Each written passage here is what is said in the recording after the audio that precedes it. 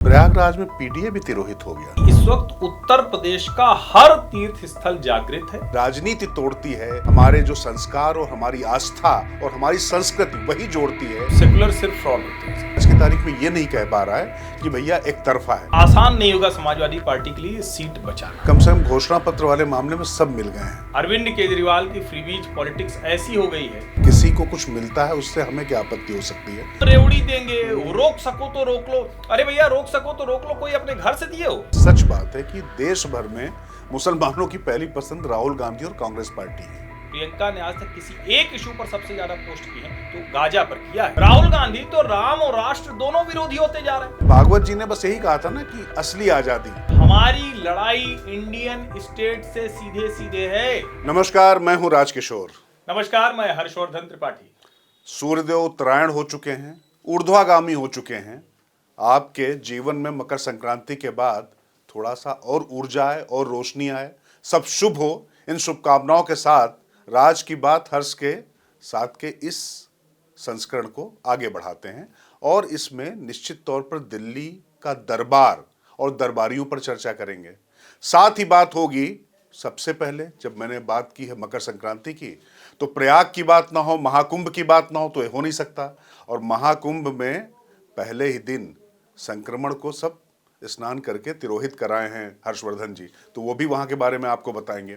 लेकिन इसके साथ ही बात होगी कैसे लोग जो है मुफ्त का चंदन, खिस मेरे नंदन, और ये जो चल रहा है राजनीति में वो देश को कहाँ पर लेकर जा रहा है। और साथ ही मोहन भागवत जी का बयान, उस पर आदरणीय राहुल गांधी जी का तिरस्कृत करने वाला जो भावावेग से भरा हुआ बयान और प्रतिकार, और इंडियन स्टेट के खिलाफ उनका जो है जिहाद कह लीजिए या लड़ाई कह लीजिए, जिस तरीके की चीज़ें हुई हैं। तो हर्षवर्धन, शुरुआत तो भाई आप डुबकी उबकी मार कर आए हैं, आप तो सब कुछ करके आ गए हैं। मतलब नहीं, सचमुच। और हम सब के लिए, आपके लिए ढेर सारी शुभकामनाएं। हमने तो गंगा मैया में डुबकी लगाई और पानी बहुत ठंडा है, लेकिन थोड़ी देर तक जब तक पाँव में लगता रहता है तब तक ठंडा। एक बार डुबकी पूरी तो सब ठंडी गायब। 7 करोड़ का आंकड़ा 16 तारीख तक का है। और जो सबसे बड़ी बात है कि जो लोग पूछते हैं कि मंदिर है, गंगा है, आयोजन है, हिंदू मेला है, हिंदू उत्सव है, पर्व है, रोजगार कहाँ है, कहाँ से इकोनॉमी चलेगी, तो उनकी जानकारी के लिए 2 लाख करोड़ का तो अनुमान अभी मोटा मोटा है। ये सिर्फ प्रयाग का है। और महाकुंभ के अलावा 10 लाख लोग अयोध्या दर्शन कर लेते हैं, 7 साढ़े 7 लाख लोग काशी दर्शन कर लेते हैं, 5 लाख के आसपास लोग विंध्यवासिनी धाम चले जाते हैं, नैमिषारण्य चले जाते हैं। यानी इस वक्त उत्तर प्रदेश का हर तीर्थ स्थल जागृत है और वहां जाने वाले श्रद्धालु ऊर्जा से भरे हुए हैं, पूरी तरह जागृत हैं, ऊर्जावान हैं। तो आप सब भी उसी तरह से ऊर्जावान रहें, जागृत रहें, ये भी कामना। और बिल्कुल देखिए, कुल मिलाकर जो लोग पूछते हैं ना कि आस्था से क्या होता है, तो इसको एक बात आप समझ लीजिए, मैं सिर्फ रोजगार की बात नहीं कर रहा हूँ। वहाँ पर जो होटल, नाविक और जो तमाम जो तरीके की चीज़ें चल रही हैं, व्यंजन बना रहे हैं, सब उनकी बात नहीं कर रहा हूँ। आप ये सोचिए कि गंगा की लहरों में उससे ज़्यादा सेकुलर जो शब्द कहा जाता है ना, या पवित्र, आप रोक दिया आपने। सेकुलर सिर्फ फ्रॉड होते हैं सर। ठीक है, ये थोड़ा सा ना, चलिए, मतलब मैं कह रहा हूँ कि कह सकते हैं, पंथ निरपेक्ष कह सकते हैं, ये फ्रॉड है। चलिए, ये हर्षवर्धन जी की आपत्ति को मैं एंडोर्स करते हुए, मतलब उसको स्वीकार करते हुए आगे बढ़ता हूँ। लेकिन मैं इसमें बस ये कहना चाहता हूँ कि कुल मिलाकर वहाँ पर आप त्रिपाठी हैं कि पांडे हैं कि सिंह हैं कि रैदास हैं कि पासवान हैं कि सोनकर हैं कि यादव हैं कि कुर्मी हैं, इसका कोई फर्क नहीं होता। और जब 40 करोड़ लोग संगम के तट पर जाकर डुबकी मारते हैं तो वहां पर वृहद भारत का वो स्वरूप सामने आता है जिसकी कल्पना हमारे मनीषियों ने की थी। और भारत वास्तव में जो है, तो मुझे लगता है कि इस चीज को नहीं भूलना चाहिए। इसीलिए हम कहते हैं ना कि राजनीति तोड़ती है हमारे जो संस्कार और हमारी आस्था और हमारी संस्कृति, वही जोड़ती है। और गंगा, यमुना और अदृश्य भले हो चुकी हो सरस्वती, वो निश्चित तौर पर हम सबको एकाकार कर देती है। और इसी के साथ में अब हम अलग विषय पर चलते हैं मेरे ख्याल से। जो ये बार बार ये कहा जाता है ना कि धर्म से क्या होता है, तो हिंदू धर्म मतलब सहजीवन का सबसे बड़ा प्रमाण। सहअस्तित्व, सच बात है। सहजीवन, सहअस्तित्व, ये इसका सबसे बड़ा प्रमाण है। और आपने जो कहा सचमुच, कभी कभी लगता है ना, मतलब मैं कहता भी हूँ, जो लोग अपने कमरे में, अपने बाथरूम में जो कंट्रोल टेम्परेचर पर रहने वाले लोग हैं, वहां जल्दी से कपड़ा उतारते हैं, जाके जय गंगा मैया, डुबकी लगाए आ गए। अब ये सब भी गंगा मैया करा देती हैं, और वहां फिर ये नहीं होता, वहां सब वही करेंगे। और हमारा शहर बड़ा सुंदर हो गया है। तो मैंने 2-3 लाइन और बोल दिया, क्योंकि सचमुच ना, नहीं गए हैं तो हो क्या ये? नहीं, प्रयाग में गया हूँ। नहीं, मैं सबसे कह रहा हूँ कि अगर आप नहीं गए हैं तो हो क्या ये? आपको इसलिए भी जाना चाहिए, इसलिए नहीं कि वो हर्षवर्धन का शहर है इसलिए भी जाइए, लेकिन प्रयाग वैसे भी जाना ही चाहिए। तीर्थराज है प्रयाग। और मैं फिर कहता हूँ, वैसे मैं काशी के ज़्यादा करीब हूँ, और काशी और प्रयाग का जो बौद्धिक और जो विद्वत जनों का जो संघर्ष रहा है वो लगातार चलता है। लेकिन एक मामले में हम दोनों लोग समान हैं, हम लोग हैं गंगा किनारे वाले। लेकिन अब खैर तीर्थराज है प्रयाग, तो खैर तीर्थों की तुलना नहीं हो सकती। पर एक बात मैं आपको कहूँ, एक चीज़ और ध्यान देने वाली बात है हर्षवर्धन, प्रयागराज में पीडीए भी तिरोहित हो गया। मतलब मैं जो बात कह रहा हूँ ना, इसको समझिए। ठीक बात है। मतलब सब लोग जो है वहां पर जाके डुबकी लगाए। और मैं फिर से ले कह रहा हूं, लेकिन अखिलेश यादव कहां गए, जरा ये मैं आपके मुखार बिंदु से सुनना चाहूंगा। वो तो अद्भुत है। देखिए, पहली बात तो है कि अखिलेश जी के चाचा जी का कोई निधन हुआ था, उनके अंतिम संस्कार श्रद्धांजलि उनको विनम्र श्रद्धांजलि। लेकिन सोचिए कि जो समाजवादी पार्टी से जुड़े, उसकी जो आईटी सेल रही, वो क्या क्या डोले शोले हैं, जिसे कोई अखिलेश यादव मुख्यमंत्री के लिए नहीं, वो किसी बॉडी बिल्डिंग कंपटीशन में जा रहे हैं। कंपटीशन, शारीरिक सौष्ठव प्रतियोगिता, वो इंडी ब्लॉक का कंपटीशन है ना। अब राहुल गांधी दिखाते हैं, तो वही तो आपस में तो कंपटीशन चल रहा है। अच्छा, ये वाला भी एक मसला है। लेकिन जरा आप सोचिए, एक तरफ योगी आदित्यनाथ जब कुंभ में जाते हैं तो अगल बगल लोग होते हैं, भीड़ होती है, सुबह का समय होता है, शाम को भी गए तो बोट से गए, इधर देखा रोशनी चमक रही होती। और अखिलेश जी ने जहां हरिद्वार में स्नान किया, घुप अंधेरा था, चेन पकड़े हुए थे, लोहे की साकल थी, वो पकड़े हुए थे, लोहे की लगी हुई है जिससे कोई बह न जाए। हालांकि अखिलेश जी तो हर तरह से कुशल व्यक्ति हैं, तो उस सब के लिए, लेकिन दोनों का चित्र प्रतीकों में बड़ा अंतर दिखा देता है। और इसीलिए मैं बार बार ये कहता हूं कि कोई भी ऐसा काम नहीं करना चाहिए। लेकिन उनके जो आईटी सेल के लोग थे, उनके जो समर्थक शुभचिंतक लोग थे, उन्होंने उस फोटो पर भी बहुत कुछ चलाया कि देखिए, अभी योगी होते तो उनको ठंडी लग जाती, वो तो टोपा लगा के रहते हैं, टोपी लगा के रहते हैं। अब मतलब ये सब जब आप करेंगे तो जाहिर है फिर जो आप जिसको चिढ़ाएंगे वो तो कुछ न कुछ करेगा। नहीं, देखिए एक चीज़ है हर्षवर्धन, सबसे बड़ी बात है, देखिए मुझे लगता है कि जो सनातन संस्कृति के जो कुछ अपने जो कर्मकांड है, उसमें अंतिम कर्मकांड है, अखिलेश जी वहां पर गए, उचित काम किया, सभी जाते हैं, जाना चाहिए। उसमें मैं फिर कह रहा हूं, एक बार फिर से उनको, उनके चाचा जी को विनम्र श्रद्धांजलि, और उनके परिजनों को हमारी तरफ से, मतलब जो है पूरी तरीके से हम उनके साथ खड़े हुए इस घड़ी में। लेकिन इसके साथ जो राजनीति हुई है, देखिए, या तो आप आस्था में हैं या नहीं है, क्योंकि कम्युनिस्ट अगर नहीं मानते हैं तो मत मानिए ना, कोई आवश्यकता नहीं, क्योंकि हम तो ऋषि चारवाक को भी ऋषि लगा देते हैं, वो जिस पे नहीं करते, तो इसमें कोई दिक्कत नहीं। लेकिन ये डबल स्टैंडर्ड नहीं होने चाहिए। और कुंभ की और महाकुंभ की तुलना, अब ऐसे कह दीजिए हरिद्वार में गए तो हरिद्वार अपने आप में हरि का द्वार ही है, उसकी कोई भव्यता, दिव्यता और उसकी पवित्रता पर कोई संदेह थोड़ी। लेकिन अब महाकुंभ जहां पर हो रहा है, क्योंकि आप ये ध्यान रखिए कि जब तमाम 27 नक्षत्र और जब इतनी राशियां जब सब मिलकर जब एक सीध में आती, तब महाकुंभ होता है, उस पर भी नहीं जाते हैं। लेकिन आप ऐसे तुलना मत करिए, और मुझे लगता है कि ये करने की जरूरत नहीं थी, ये गलत काम किया। आप गए थे जिस काम के लिए, वो करते, उसको कुंभ के तौर पर नहीं प्रचारित करना चाहिए। करना कि कुंभ में लोग ये हैं, कुंभ में तो तब जाऊंगा जब बुलाएंगे।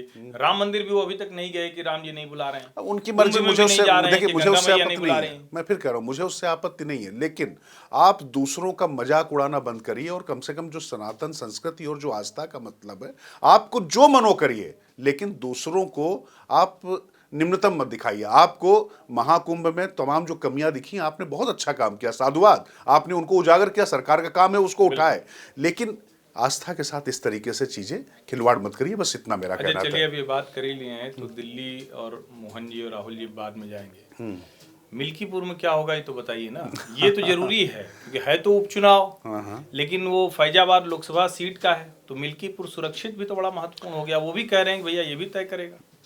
दरअसल क्या हुआ हर्षवर्धन, मुझे याद है कि वो एक बार भारतीय टीम को जो है ना, 83 का जब वर्ल्ड कप जीता था भारतीय टीम ने, तो क्या हुआ था कि वहां पर वेस्ट इंडीजियंस जो थे ना, वहां पर भले यहाँ पर दोनों देश के ही हैं, लेकिन बस तुलना के आधार पे बोल रहा हूँ, उनको बहुत मजाक उड़ा दिया था कपिल देव और सारी टीम का। उसके बाद जिस तरीके से वो दोनों 83 में पहले मतलब जो लीग मैच में भी और उसके बाद फाइनल में जिस तरीके से हराया, वो हराया ही। तो ये जो एक बात हुई ना कि राम, आप एक साथ जीत और हार चलती रहती है। अयोध्या में राम मंदिर बनने के बाद जब हार हुई तो उसके बाद जो है अयोध्या के अवधेश करके जो है अयोध्या के राजा के तौर पे उनको दिल्ली में अवधेश को यहाँ पर रखा गया। अच्छा, अवधेश अभी तक मंदिर नहीं गए। अब आप समझिए कि जो मिल्कीपुर वाला जो इलाका है, योगी आदित्यनाथ ने एक चैलेंज लिया, बिल्कुल लिया, और ये चैलेंज सबसे पहले उन्होंने लिया। इसकी प्रशंसा की जानी चाहिए। बिल्कुल, ये मंत्री के तौर पर अगर आप उपचुनाव में ऐसे अपनी प्रतिष्ठा दांव पर लगा रहे हैं तो हारे तो बड़ा गड़बड़ हो जाएगा। भाई 2011 में महेंद्र सिंह धोनी, फिर मैं क्रिकेट पे आऊंगा, वो फाइनल में जब उतर कर आया बंदा तो आखिरी शॉट पे छक्का लगाया ना उसने। छक्का लगाया, हाँ। तो मैं इसीलिए कह रहा हूं कि देखिए, नेता का काम यही होता है कि जब पार्टी डूब रही हो, पार्टी थोड़ा नुकसान में हो, तो उसको जो है आप उबार लीजिए, और वो काम करने की कोशिश करें। और कम से कम जो 9 सीटों के चुनाव नतीजे जो आए हैं, तो वहां पर तो चमत्कार किया नहीं, है और कमाल का काम किया है। देखिए, एक तो जो बाबा गोरखनाथ का टिकट काटा वो भी पासवान समाज से है, और जो चंद्रभानु पासवान को दिया, तो बहुत आसान नहीं होगा समाजवादी पार्टी के लिए सीट बचाना। नहीं, मुझे लगता है कि वहां पर जिस तरीके से तमाम आस्थाओं का मजाक उड़ाया गया, जो चिढ़ाया गया ना, तो उसने भी योगी आदित्यनाथ की राह कुछ आसान की होगी, मुझे ऐसा लगता है हर्षवर्धन। और बाकी जो मेरी तमाम लोगों से वहां बात हुई है, तो कोई आज की तारीख में ये नहीं कह पा रहा है कि भैया एक तरफा है, कड़ा मुकाबला है। वैसे वो परंपरागत तौर पर सीट समाजवादी पार्टी की ही है, खुद अवधेश कुमार वहां जीत कर आते रहे। लेकिन आप आज की तारीख में ये योगी आदित्यनाथ ने जिस तरीके से कमर कसी है, और तमाम असंभव को संभव करके योगी आदित्यनाथ ने दिखाया है अभी तक। तो नहीं, लेकिन वो असंभव संभव तो ठीक है। देश को कहाँ हमारे राजनीतिक दल ले जाना चाहते हैं, देश बर्बाद कर देना चाहते हैं। कोई मतलब उनको लग रहा है कि कुछ नहीं मिल रहा है तो चलो खजाने में पैसा हो न हो हम बयाना दे देते हैं, अपनी औकात से ज्यादा दे देते हैं। श्रीलंका को लेकर प्रधानमंत्री नरेंद्र मोदी ने कहा था कि अगर इसी तरह से फ्री बीज की पॉलिटिक्स पर हम चलते रहे तो श्रीलंका की तरफ जाएंगे। नरेंद्र मोदी आए तो उन्होंने कहा कि हम कृषि कर्ज माफी नहीं करेंगे, हम किसानों को ताकतवर बनाएंगे, शक्तिशाली बनाएंगे, उन्नत बनाएंगे। नरेंद्र मोदी ने कहा कि हम इस देश के इंफ्रास्ट्रक्चर पर खर्च करेंगे, हैंड होल्डिंग करेंगे, जो बहुत गरीब है उसको भी घर बना के देंगे, पैसा नहीं देंगे। लेकिन आज देखिए, अरविंद केजरीवाल की फ्री बीज पॉलिटिक्स ऐसी हो गई है कि भारतीय जनता पार्टी ने भी अभी जो संकल्प पत्र जारी किया, उसमें भी वो वही रास्ता, 2500 हम दे देंगे, 2500 कांग्रेस दे देगी, 2100 अरविंद केजरीवाल दे देंगे, 18,000 दे देंगे, 21,000 दे देंगे। ये हो क्या रहा है? तो देश की बर्बादी की कहानी लिख रहे हैं सारे राजनीतिक दल। दरअसल वो सब मिले हुए हैं जी, जो कहा था ना। हाँ, तो कम से कम घोषणा पत्र वाले मामले में सब मिल गए हैं। और मैं बताऊं कि किसी को कुछ मिलता है उससे हमें क्या आपत्ति हो सकती है, हमारे भाई बांधो सब हम ही लोग हैं, और हम लोग भी कोई उससे अलग कड़ी में नहीं आ गए हैं। लेकिन यहाँ एक समस्या समझिए, जब आप किसी को छत देते हैं, जब किसी को आप स्वस्थ रहने का अधिकार देते हैं, जब आप किसी को शिक्षित करते हैं, तो ये सारी चीज़ें देश के विकास के लिए उस समाज को उन्नत करती हैं। लेकिन एक तरीके से आप एक अकर्मण्य पीढ़ी तैयार कर दें और ये मान लें कि नहीं, ये बैठे बैठे चीज़ें मिल जाएंगी। देखिए, मनरेगा के तहत तमाम चीज़ें जो हुई उस पर क्या चर्चा की जाए कि सड़कें बनती थी, गायब हो जाती थी, उसके बाद अब वो तो चलिए कम से कम कुछ करना तो होता था। अब आज की तारीख में बैठे बैठे ये सारी चीज़ें, लेकिन इसमें सिर्फ अरविंद केजरीवाल क्यों हर्षवर्धन, ये शिवराज चौहान जो मामा जी हैं, लाडली बहन योजना तो उन्होंने शुरू की। देखिए, सारे लोग इसमें शामिल हैं। लेकिन चूंकि दिल्ली का चुनाव है, और मैं ये कह रहा हूं कि जरा राजकिशोर, हम लोगों को जरा जोर से बोलना चाहिए। ये आदमी उस चीज को अपने मतलब जिसको कहते हैं ना कि मेडल की तरह दिखा रहा है। अरे नहीं, और एक हम रेवड़ी पर चर्चा करेंगे, हम रेवड़ी देंगे, रोक सको तो रोक लो।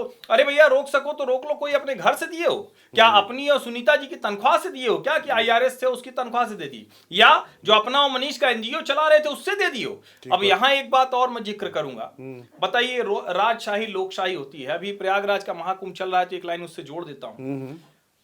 सम्राट हर्षवर्धन आते थे प्रयागराज कुंभ में, तो अपना सब कुछ दान करते थे, वस्त्र भी अपना दान कर देते थे, अपनी बहन राजश्री से वस्त्र लेकर पहन कर जाते थे, और वो कहते थे कि हम सबका कल्याण करेंगे। यहाँ क्या है? खजाने में जो नहीं है वो भी लुटा देंगे, हम बर्बाद कर देंगे। और मैं क्यों कह रहा हूं कि अरविंद केजरीवाल को दोषी ठहराया जाना चाहिए? इस पॉलिटिक्स को नए सिरे से गंदे तरीके से आगे बढ़ाने का काम अरविंद केजरीवाल कर रहे हैं। ये तो हमने शुरू में ही कहा कि सारी पार्टियां इसमें मिली हुई है, लेकिन अरविंद केजरीवाल इस राजनीति को जहां ले गए हैं उसकी आलोचना, उसकी भर्त्सना बहुत सलीके से की जानी चाहिए और दिल्ली के लोगों को भी समझ में आए। पर कैपिटा इनकम के मामले में देश में टॉप जो स्टेट है उसमें शामिल होने के बावजूद आपको वो कहां ले जाकर खड़ा कर रहे हैं। और जरा सोचिए कितनी बेईमानी इस आदमी की। बेईमानी अगर नहीं होती तो 1000 रुपए, 2100 रुपए वो खाते में जाता ना। पंजाब में 1000 नहीं मिला आज तक। यहां 10 साल की सरकार हो गई, 2100 रुपए क्यों नहीं दिया अभी तक? चलो उसके आगे 18,000 रुपए पुजारी ग्रंथी को क्यों 10 साल में नहीं दिया? चलो उसके आगे आज कह रहे हो 50% मेट्रो में सब्सिडी दे देंगे सारे स्टूडेंट को, तो स्टूडेंट पास बन जाए, इसमें कोई बुराई नहीं, ये अच्छी चीज है, ये कोई गलत चीज नहीं। लेकिन 10 साल आपकी सरकार रही, आपने क्यों नहीं दिया? दिल्ली की 250 किलोमीटर की मेट्रो का तो ठेका लेने आप चले आते हो कि क्रेडिट दे दो हमको, तो क्यों नहीं आपने कर दिया? और फिर आप कहते कि देखो मोदी जी नहीं दे रहे। तब हम लोग भी यहां बैठ के चर्चा करते कि भाई केजरीवाल बात तो ठीक कर रहे हैं, लेकिन इसीलिए मैं कह रहा हूं सब पार्टियां इसमें फंसी हुई हैं, कोई उस तरह से नहीं। लेकिन जो इस बेईमानी, देश की बर्बादी, राज्य की बर्बादी, लूट सको तो लूट लो, जो अभी आप ही ने कहा ना कि लूट सको तो लूट लो चल रहा है, उसकी जो सबसे बड़ी पक्की वाली नींव रखने की कोशिश है वो केजरीवाल कर रहे हैं। नहीं, निश्चित तौर पे। और ये लगातार उन्होंने इसी तरीके की, जिसको लाभार्थी वर्ग को लालची वर्ग जो बनाने का जो काम कर रहे हैं ना लगातार, वो देखिए एक चीज समझ लीजिए, किसी भी समाज में ग्रीड की जगह नहीं हो सकती, लालच की जगह नहीं हो सकती, पुरुषार्थ होना चाहिए और उसके साथ लाभ देने की कोशिश जरूर सरकार को करनी चाहिए, सरकार का ये काम है। लेकिन अब यहां पर हो क्या रहा है कि आपने ये बताना शुरू किया लोगों को कि इतने इंडस्ट्रिस्ट का पैसा माफ कर दिया गया, इतना ये कर दिया गया, वो कर दो। अच्छा, मेरी शिकायत यहां पर थोड़ा नरेंद्र मोदी जी से भी है। वो शख्स 2007 में, मैं उस नरेंद्र मोदी को जानता हूं जब वो गुजरात के मुख्यमंत्री थे। मुझे याद है कि उस समय पूरे देश में, पंजाब और हरियाणा में किसानों के कर्ज माफ किए जा रहे थे। उस व्यक्ति ने उस समय, जिन्होंने बिजली के बिल और पानी के बिल नहीं दिए थे, हथकड़ियां लगाई थी और लग रहा था कहीं ये हथकड़ियां गुजरात की मोदी सरकार की बेड़ियां ना बन जाए। लेकिन उसी सौराष्ट्र में, उसी कक्ष में लोगों तक पानी पहुंचाया और लोगों को जब सुविधा मिली तो नरेंद्र मोदी ने वो चमत्कार किया कि रण का इलाका पूरा बदल कर रख दिया। हर्षवर्धन, वो चमत्कार है जो चीजें हम लोग देखी किया। उसके साथ में लोगों की गिरफ्तारी हुई है, किसानों के हाथों में हथकड़ियां पड़ी हैं, लेकिन उसके बाद भी सौराष्ट्र से 16 ज्यादा सीटें वो जीत कर आए और सबको हतप्रभ कर रख दिया।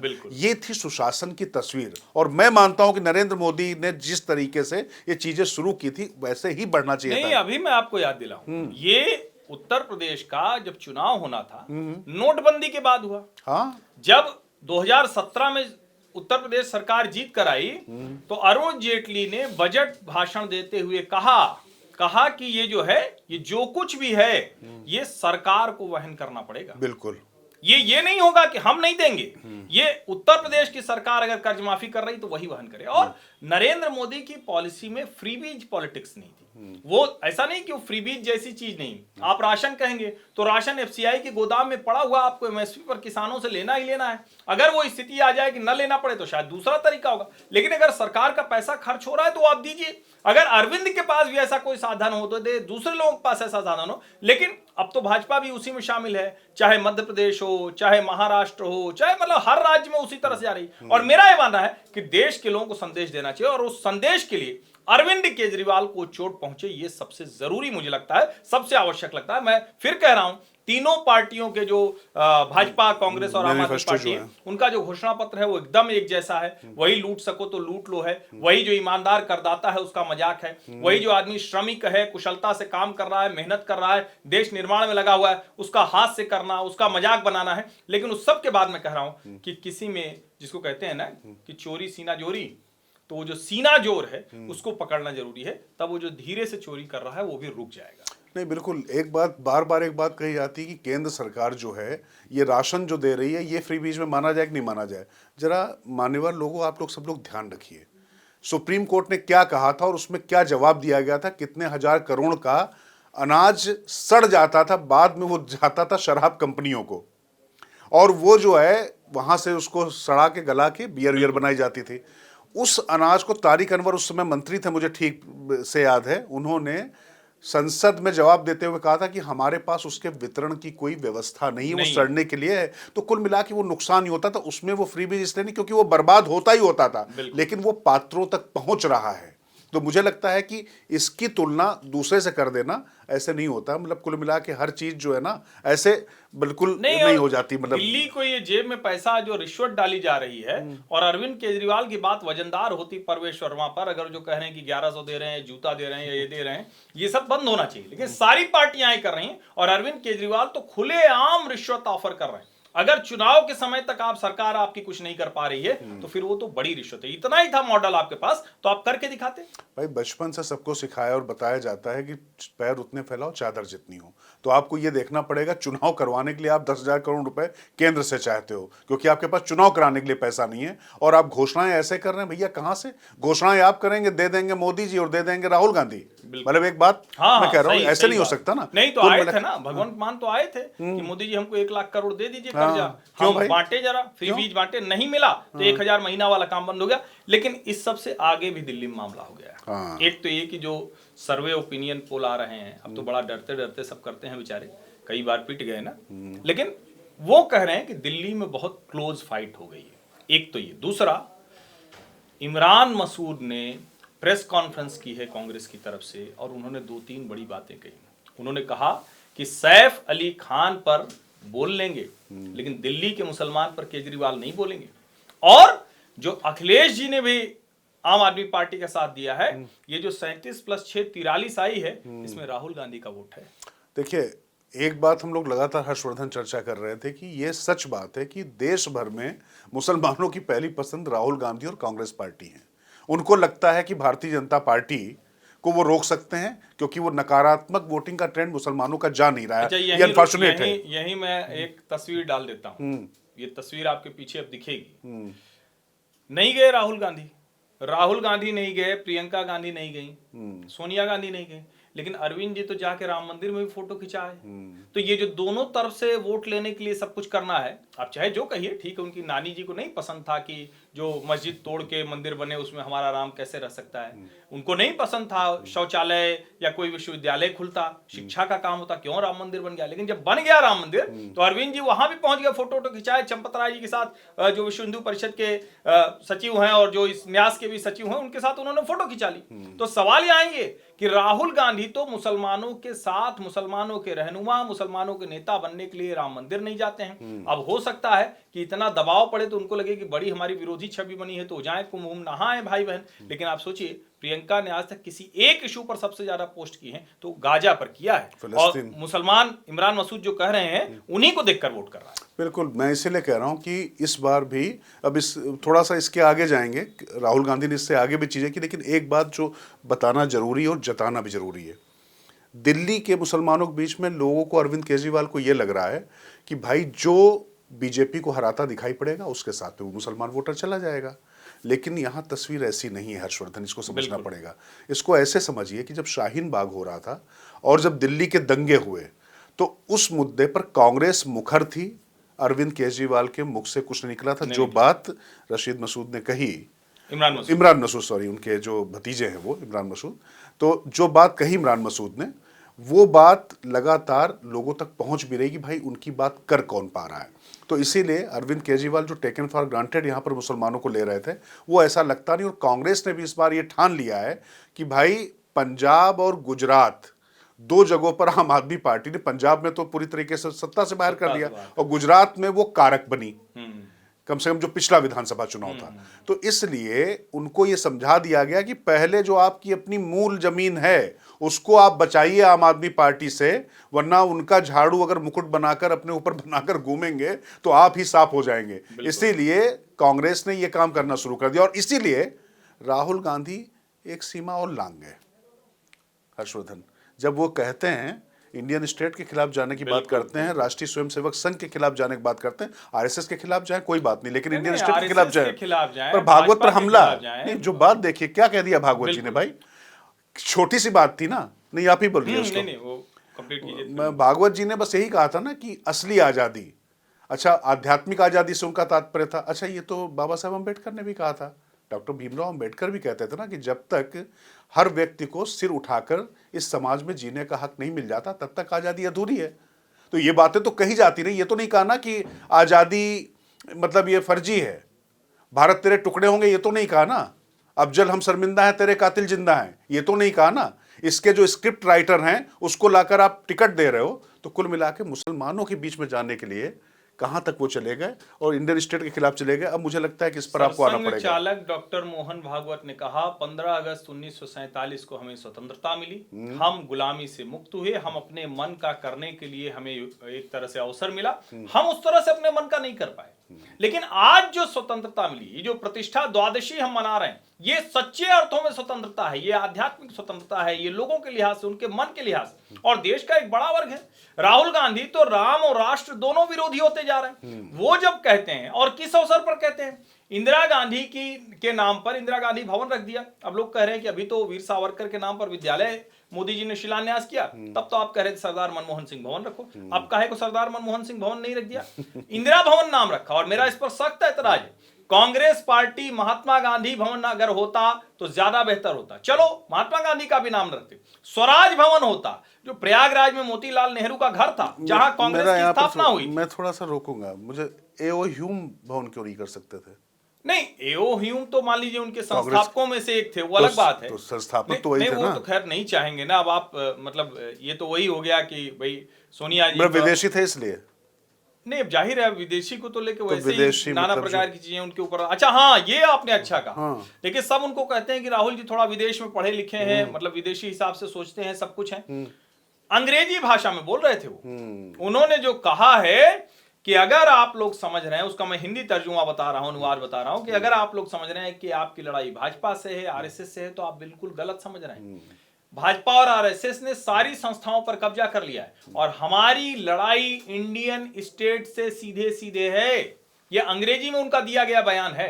अब अंग्रेजी में वो सबसे अच्छा बोलेंगे और भागवत जी हिंदी में ही बोलेंगे। दोनों की अपनी अपनी मातृभाषा का जो कहें कि वो है, भले भागवत जी की मराठी है और उससे पहले तो मतलब वो कर्नाटक से आए हैं मूल रूप से, तो उनका परिवार तो खैर बहुत पहले का तो मराठी है। तो लेकिन हिंदी और अंग्रेजी में दोनों लोगों के बोलने में कोई भ्रम नहीं होना चाहिए, स्पष्टता से दोनों लोगों ने बोला है। और लिखा हुआ भाषण था। और उस पर जब राहुल गांधी कहते हैं कि दूसरे देश में होता तो भागवत जी के ऊपर ट्रीजन, देशद्रोह का आरोप लग जाता, तो सच है भाई। और कहीं होते और आप राम के नाम पर इतना कुछ कहते तो हो सकता है, लेकिन किसी डेमोक्रेसी में नहीं लगता।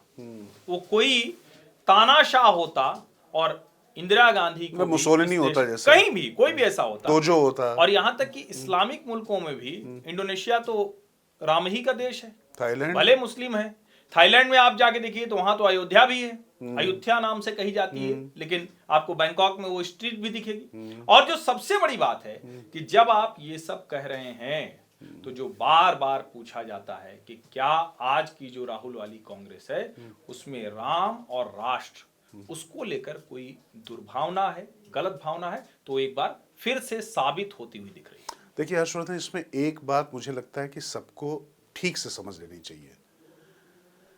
राहुल गांधी जब कह रहे हैं इंडियन स्टेट से लड़ाई की बात, तो ये बात तो सिर्फ दो लोगों ने ही बात की, दो संगठन ही थे, मतलब दो तरीके के तत्व थे, एक नक्सल और दूसरे जिहादी। बिल्कुल। बाकी अगर आप नॉर्थ ईस्ट के लोगों की बात करें तो उनकी मांग अपने अपने स्टेट को लेकर थी, तो वो अलगाववादी जरूर थे, लेकिन ये सिर्फ दो थे। तीसरे राहुल गांधी ही हमें दिखाई पड़े जो इंडियन स्टेट से लड़ने की बात कर रहे हैं कि उससे लड़ाई हो रही है। तो इस चीज को समझिए, और नेता प्रतिपक्ष को ये बात समझ नहीं आती।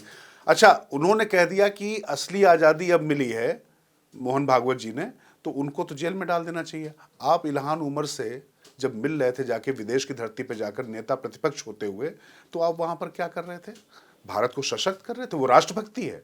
ये हो गया राष्ट्रद्रोह। आपको अच्छा लगता है? चीन का मॉडल आपको अच्छा लगता है? आपको सब दुनिया के सब विदेशी चीजें, मैं वही कह रहा हूं कि इसको मतलब जो आप भाषा, जीवन, व्यवहार सब विदेशी, और जाहिर है इसीलिए आप नहीं समझ पा रहे हैं। अब वो सवाल तो बड़ा हो रहा है। अब विकीलीक्स के खुलासे में भी ये चीजें आई थी कि वो भारत को लेकर किस तरीके से सोचते हैं।